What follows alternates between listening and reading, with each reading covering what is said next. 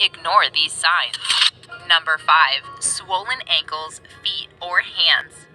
Kidneys not working properly will cause a lot of fluid to build up in the body. Moreover, when your kidneys are failing, a lot of sodium will accumulate.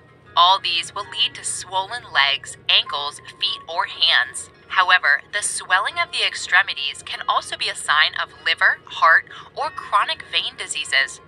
This is why sometimes people ignore swollen feet or hands. Number 6. Feeling puffy around your eyes. When your damaged kidneys let protein leak into the urine, you can also experience a puffiness around your eyes and face. So, not only your feet, ankles, or hands will be swollen, but also your face. These symptoms can also signal other disorders as well. So it's better to go to a doctor to see what the problem is. Number 7. Bad breath and metal taste. People suffering from kidney disease may complain that food tastes like metal. They might also have a foul breath at all times. Moreover, people with this symptom might also have a low appetite. All these are caused by an accumulation of toxins in your blood called uremia. I don't throw shade, I wear